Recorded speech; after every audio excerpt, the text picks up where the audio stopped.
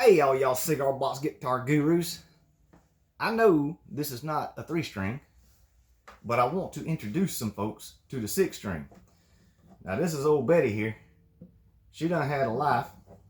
There's been some stuff done to her. I got this one from a buddy of mine, and I don't know what it is. There's no markings on this guitar at all. I think it's an Alvarez because he thinks it was an Alvarez. We don't know. But it plays good. The action's good. That being said, if you're wanting to play the guitar and you're wanting to get a decent guitar, first off, it doesn't matter who makes it. If you can find a decent guitar from any manufacturer. So don't let the snobs tell you that you got to have a Fender or a Gibson or anything. 99% of my guitars in my house are Ibanez. I like Ibanez. They play good. They stay. All right, so what I'm talking about, though, is when you go into a pawn shop or a guitar store, usually a good, reputable guitar store will have things that are ready to play, like set up, ready to play. But you see the height on the strings right there? That's a good distance. Even on my neck, it does lend itself to be a little higher, but I like it like that because all I do is strum.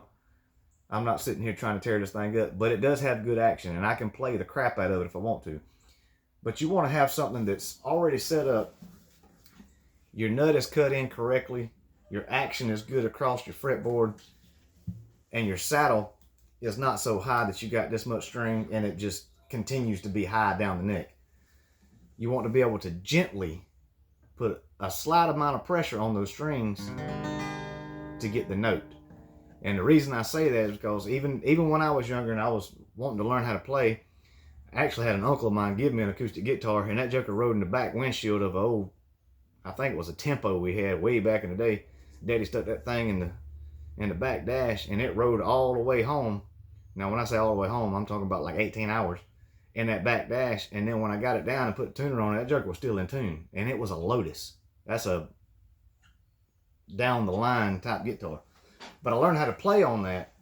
The problem was my uncle was a bass player. He didn't play guitar so much, so the action on that thing was ridiculous. But I learned how to play on it, and it took me a long time to back my hands off. I was putting so much pressure on that neck. So it's lessons learned. If you get a guitar that's set up, or know somebody, or can find somebody that can set it up for you, you get good tone, and you're just barely mashing down the strings. And you can go from this to an electric guitar, because electric guitar is going to be really low 90% of the time. And then back to this, and it's not going to strain your fingers any.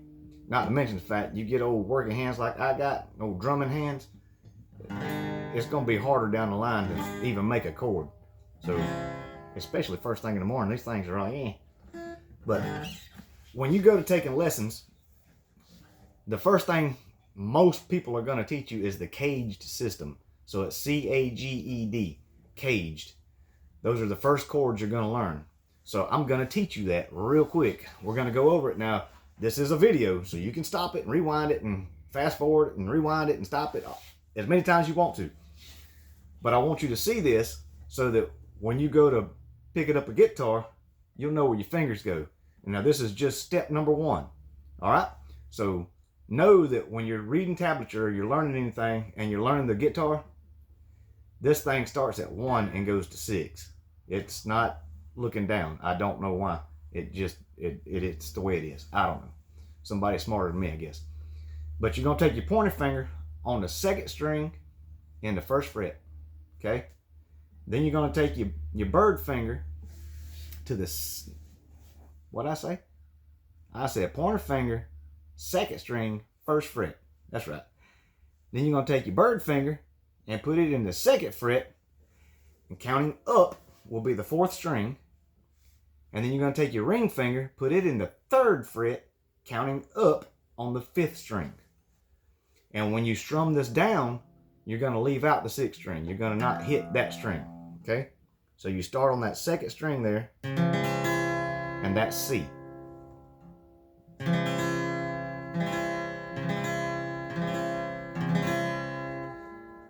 Then you're going to go to A. So we got a cage system, C-A-G-E-D. So we're going to go to A. Now I'm going to show you using 3 fingers how to do this, because I'm betting that somebody's got a guitar in their hand and their strings are high and they can't bar it. You can't press all of them down at one time and get the chord. So starting with these 3 fingers, your pointer, your ring finger, and your birdie finger, we're going to count up. All these are going to be in the 2nd fret. So we're going to count up, and we're going to have our pointer finger on the 4th string, our bird finger on the 3rd string, and our ring finger on the 2nd string. And that's your A. Again, don't strum the top string. Go to the next one. And that's A. All right. When you learn that and you can get a guitar that's actionable where you can actually press it down, you're going to do that with 1 finger. So you'll do all 3 of those strings with 1 finger. And the reason you want to learn that is just like what we were talking a while ago with the intonation. If everything's so high, if your strings are high and you're trying to do this, you've got this finger back towards this other fret, and it's going to pull the intonation out. And you trying to squeeze all them fat fingers in that 1 fret, you got to learn how to roll your fingers. All right, so that's A. Then we got a G. All right, so the proper way to learn this is your ring finger on the 6th string and the 3rd fret, your bird finger on the 5th string and the 2nd fret, and your pinky. See, this is going to get tricky. How many folks can use their pinky to do something like this? Your pinky is going to be on the 1st string, which is the bottom string down here, and the 3rd fret. That's a G. Now, there's multiple ways to play a G. And typically, I'll use these 2 fingers at the top and my ring and my pinky finger at the bottom like this. And if you want to play that real G, just pick up your ring finger. I just like the way that sounds. And I'll teach y'all what that chord is later, but for now, just know that a G, you can play it like that. The proper way to learn it is with your ring finger and your pointer finger and your pinky. And the reason the proper way to learn that is it leaves this open to bar and to make your 5ths and whatnot in there, okay? So that's G. E is real easy. By the way, G is every string. You strum every string, okay? E, same thing. You're going to strum every string. It's really easy. This guitar is tuned in E. This is an E tuning, a standard E tuning. So you're going to take your pointer finger, and you're going to take that pointer finger into the 1st fret on the 3rd string. Your ring finger is going to be on the 4th string in the 2nd fret, and your bird finger is going to be on the 5th string in the 2nd fret. So you got 2 fingers in the 2nd fret here, and 1 finger in the 1st fret back here, 1 string below, and strum them all the way down. And that's E. The D is going to be a little more challenging. It was for me when I was learning it. And it's going to look like this. But getting your fingers to stand up and push them strings down and not get in the way and make it sound like mud, that's going to be a trick. But I'm going to show you how to do it. All right? So with your pointer finger, you're going to be in the 2nd fret, and you're going to be on the 1, 2, 3rd string, okay? Then you're going to take your bird finger, I'm not going to flip you off, and you're going to be in the same fret on the 1st string. Then you're going to take your ring finger, you're going to be on the 2nd string and the 3rd fret. And just like the C, you're not going to go all the way to the top.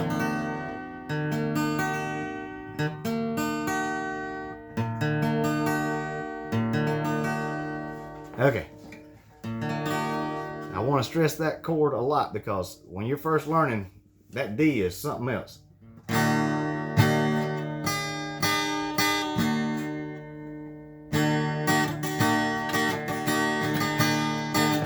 And all I did was put my pinky down.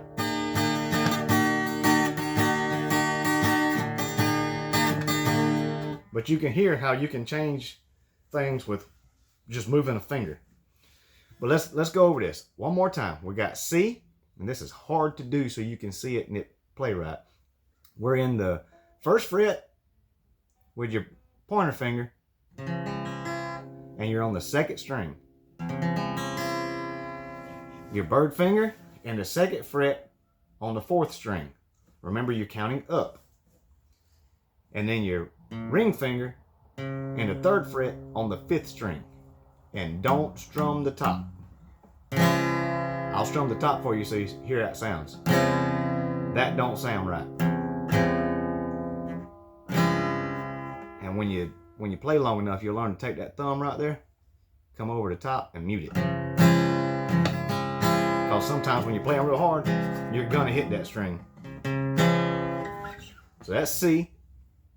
The A, all in the second fret, and you're the second, third, and fourth string that you're holding down. Leave the first string open and everything else open. Now, same thing again. The E don't go. The low string don't go. Start on the second string, which would be the fifth string if you're counting up. So that's an A. Learn it, and then learn to bar it and stay, because when you're learning how to bar, you're going to do this. And it's going to sound muddy and it's not going to be right. Learn to bar it and stay out of your own way. The G, again, the proper way to do it is with your ring finger on the sixth string and the third fret, your bird finger on the fifth string and the second fret, and your pinky on the first string, which is the high E string, and the third fret. And see, it's been so long since I played it like that. There we go. Like I said, I don't play it that way typically. I can jump there, but I typically don't play it that way. I typically play it this way. Bird finger on the top, pointer finger on the second, and ring finger on the bottom. That way I can play my chords like this. Now there's a time when I play like this and you pluck.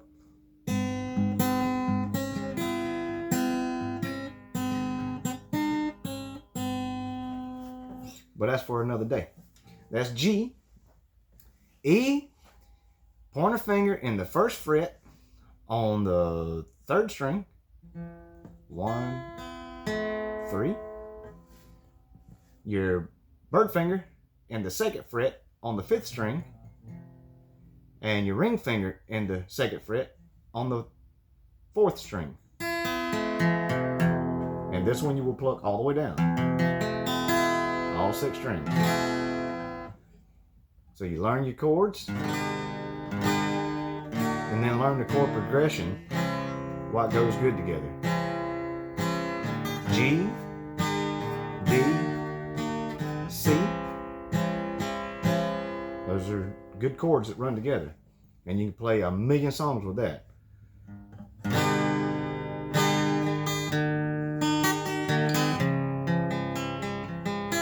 There are minor chords that go in here, but you can play everything just open.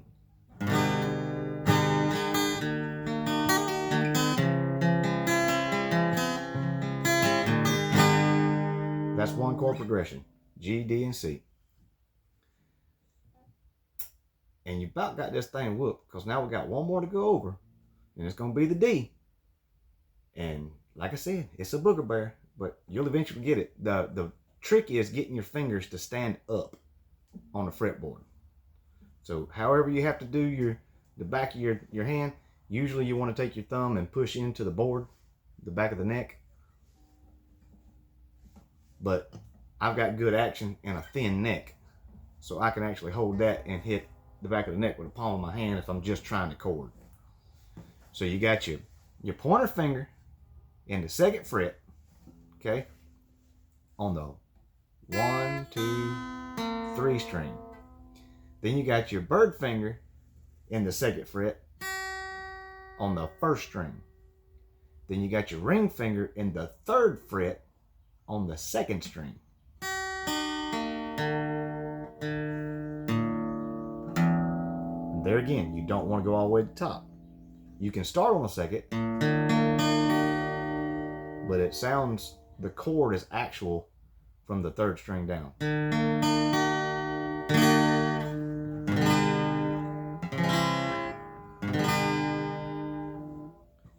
There you go. That's the Cage system, the beginning.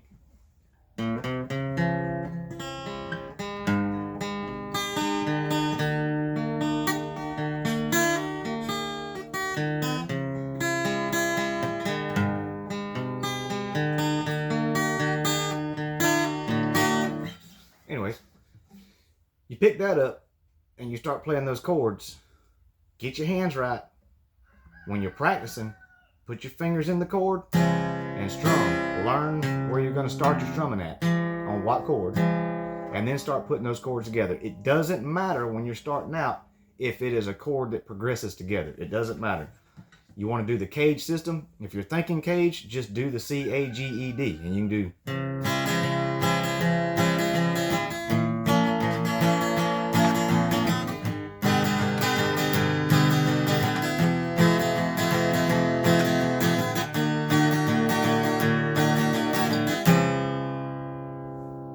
Just progress your fingers together. When you're playing and you mess up, don't stop playing. Keep playing. You'll eventually get there where your chords will come together.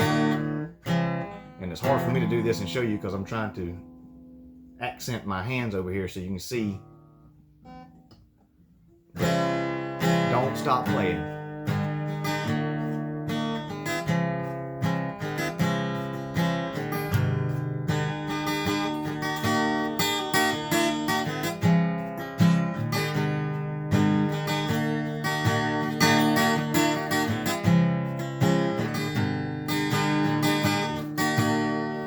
Anyways, that's all I got.